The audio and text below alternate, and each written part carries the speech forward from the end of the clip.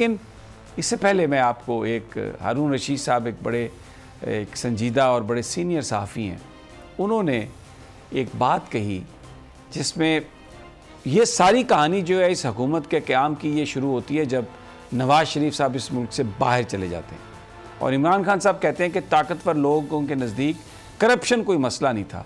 हारून रशीद साहब कह रहे हैं कि नवाज़ शरीफ जब बाहर गए तो उन्होंने पैसे दिए। किसको दिए ये मुझे नहीं पता, ये तो कोई सुप्रीम कोर्ट का जज तहकीकात कर सकता है इसकी। लेकिन ज़रा हारून रशीद साहब की ज़ुबानी वो बात सुन लीजिए, वो क्या कह रहे हैं। अब ये तैयब बलोच जो शुरुआत हैं शहबाज हुकूमत की, जो उनके बनने का जो प्रोसेस है वो उसी वक्त शुरू हुआ जब नवाज़ शरीफ यहाँ से बाहर गए और बताया जाता है कि एक्सटेंशन पर वोटिंग हुई, उसमें सब ने साथ दिया, राब्ते हुए और तब से ये मामलात शुरू हुए। अब वो कह रहे हैं कि $500 मिलियन दिया, कुछ और भी देना था। और हम ये देखते हैं कि जैसे ये सब लोग वापस आए हैं, ये हुकूमत बनी है, तो पिछले 7-8 महीने में 1100 अरब रुपए उसके जो केसेस हैं करप्शन के, जिनमें मुकदमे चलने वाले थे, सज़ा होने वाली थी, वो सब के सब ख़त्म हो गए। एक लिंक नज़र आता है सारी चीज़ में। अब कोई इन्वेस्टिगेशन करे, किसी में हिम्मत हो इन माफियाज़ के ख़िलाफ़, तो तभी ये काम आगे बढ़ सकता है।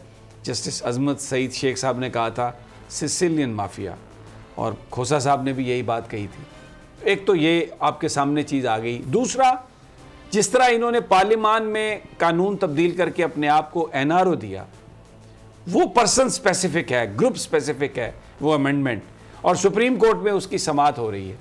मुझे आप बताइए कि वहाँ पर जो सवालात हैं जो हम रोज़ाना देखते हैं सुर्खियों में, जजेस के सवाल हैं, वकील साहब के जो आर्गूमेंट हैं, ये मामला आपको कहाँ जाता हुआ नज़र आता है? क्योंकि आज एजाजुल एहसन साहब ने कहा कि अगर अमेंडमेंट के लिए नीयत ही ख़राब हो तो मामला फिर आगे क्या बढ़ेगा? बिल्कुल, ये तो यहीं सब रुक जाएगा। क्या लगता है आपको? जी समी साहब, जिस तरीके से आप कह रहे हैं कि बिल्कुल ऐसे ही कि पार्लियामेंट में कानून साजी होती है और उस कानून साजी को जो है वो तहरीक इंसाफ के जो चेयरमैन है इमरान खान, वो ज़ाती हैसियत में इसको चैलेंज करते हैं और उनकी जानिब से उनके वकील ख्वाजा हारिस पेश होते हैं। और उनका जो मेन मुद्दा है, जो उन्होंने अपनी एप्लीकेशन में भी कहा और उनके जो वकील ख्वाजा हारिस हैं जो अब अदालत को भी आगाह कर रहे हैं, वो ये कह रहे हैं कि ये जो कानून साजी हुई है, ये कानून साजी एक तो बुनियादी इंसानी हकूक़ की खिलाफ वर्जी है। और वजह क्या है कि बुनियादी इंसानी हकूक़ की खिलाफ वर्जी कैसे है? तो उन्होंने कहा कि चूँकि जो अवामी रिप्रेजेंटेटिव होते हैं, जो अवामी नुमाइंदे होते हैं, उनको जो है उनके करप्शन के केसेस इस तरमीम से जो है वो ख़त्म हो रहे हैं और वो जो जवाबदेह होते हैं, अकाउंटेबल होते हैं। अब जब वो भी अकाउंटेबल नहीं होंगे, उनको ही उनकी करप्शन के ऊपर नहीं पकड़ा जाएगा, तो फिर उन्होंने कहा कि किस तरीके से जो है वो मुल्क भी आगे बढ़ेगा और फिर किस तरीके से करप्शन हमारे इस मुल्क से ख़त्म हो सकती है। इसके साथ साथ एक और मेन उन्होंने जो मुद्दा इख्तियार किया है वो है कि उन्होंने कहा कि इस्लामी और शरीयत के हवाले से भी अगर हम देखते हैं तो जो भी रिप्रेजेंटेटिव होता है, जो भी अवामी ओहदे का हामिल होता है, उसको जो है वो साफ़ और शफाफ होना ज़रूरी है। लेकिन उन्होंने कहा कि ये जो तरमीम की गई हैं ये टोटल की टोटल बदनीयती पर मबनी है और इन तरमीम करने का मकसद ये था कि जो इनके खिलाफ केसेस ऑलरेडी नैब में, FIA में, वाट एवर जिन जो तहकीकाती एजेंसीज हैं या इदारे हैं उनमें चल रहे थे, उन केसेस को जो है वो ख़त्म किया जाए। तो मेन मुद्दा नैब में आता है, चूँकि बदनवानी के केसेस, करप्शन के केसेस जो हैं वो नैब की डोमेन में आते हैं और नैब ही इनको तहकीकात जो है वो ये भी बात हो रही है कि नैब जो है वो अगर अब जजेस की भी देख सकती है, सिक्योरिटी कर सकती है, तो फिर जो हमारे जो ताकतवर अस्करी इदारे के जो लोग हैं उनको भी ये देखना चाहिए। जैसी सवाल भी जस्टिस मंसूर शाह ने किए। समी साहब, ये सवाल मुसलसल जो है, ये तकरीबन 26 समातें हो गई, उनमें से तकरीबन 5 से 7 समातों के अंदर ये सवाल उठा है। और ये सवाल उठाने वाले जस्टिस मंसूर अली शाह हैं। उन्होंने कहा कि तहरीक इंसाफ का ये मौक़िफ़ आप हमें बताएं, तहरीक इंसाफ का ये मौक़िफ़ है क्या, या तहरीक इंसाफ इस हवाले से क्या कहती है कि जर्नेलों का एहतसाब क्यों नहीं है? आपने अपनी जो है वो दरख्वास्त तो लेके आ गए हैं, लेकिन हमारे यहाँ या हमारे पाकिस्तान के अंदर हमने अक्सर देखा है, जो जस्टिस मंसूर अली शाह के बकौल, कि जर्नेलों को जो है वो एहतसाब से मुबर्रा समझा जाता है, उनका एहतसाब नहीं होता।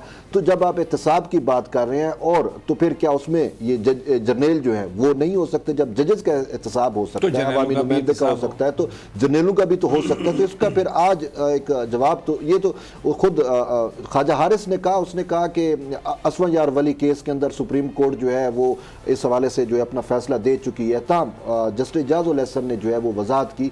उसने कहा कि वो जो एक नेवल का सरबराह थे मंसूरुल हक थे शायद, तो भाई उनका भी तो ट्रायल हुआ था और नैब के अंदर ट्रायल हुआ था, तो उन्होंने कहा ये ट्रायल होता है और जर्नैल भी जो है वो इससे मुस्तस्ना उनको नहीं करार दिया। कोई भी पाकिस्तान में अनटचेबल नहीं हो सकता। अगर किसी ने करप्शन की है तो कानून में इतनी हिम्मत होने, ऐसा रास्ता होना चाहिए कि वो उसको पकड़ सके, और मौजूद है। अगर नहीं है तो विल नहीं है, वो हिम्मत नहीं है। पंजाबी में जिसे कहते हैं ना, वो तप्पड़ नहीं है। वो तप्पड़ पैदा हो जाए तो पाकिस्तान एक ऐसा मुल्क है विच इज़ हैवीली लेजिस्लेटेड। सिर्फ उस कानून को इन्फोर्स करने की ज़रूरत है।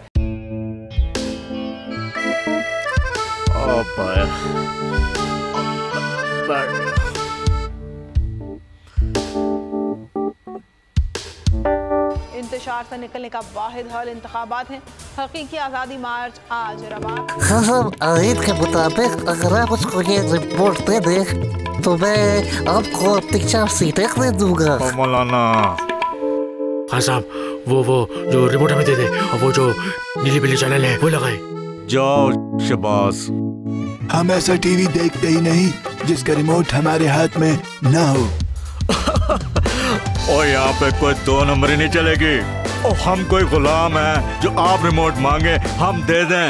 Absolutely not. यहाँ पे सिर्फ पाकिस्तान का नंबर 1 चैनल चलेगा, बोल, जो हकीकी सहाफत की जंग लड़ा है। पाकिस्तान के लिए कोई और नहीं, सिर्फ बोल खड़ा है। आप सब भी बोल देखें।